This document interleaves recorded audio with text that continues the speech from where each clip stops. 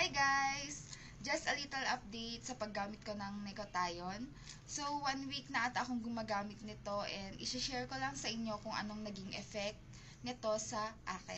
So, una, pansin ko, ang bilis-bilis kong antukin. Ewan ko kung part siya ha or sadyang pagod lang ako sa work. Pero ang bilis-bilis kong antukin compared noon.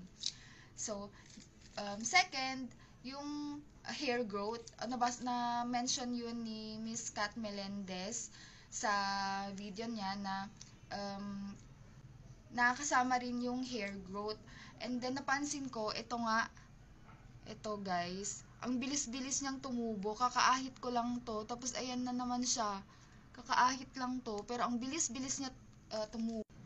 Tapos, pangatlo, nakatambay kasi ako sa baba kahapon. Tapos sabi nung yaya nung boss ko, Jans, anong ginagamit mo sa mukha mo? Sabi niya. Tapos, bakit parang mas pumuti ngayon? Tapos, sabi ko naman, seryoso te? Sabi, ganyan ko. Tapos, oo, kasi dati parang magkasing puti lang kayo ng kapatid mo. Tapos, ngayon parang mas pumuti yung mukha mo. Sabi niya, may ginagamit ka ba? Tapos, sabi ko naman, wala akong ginagamit te.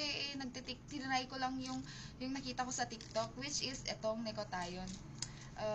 Yun, tapos wala naman akong ginagamit na toner, ganyan, sabon lang kapag naliligo, ganyan, and then, nagtitake na ako ng 1 capsule per day.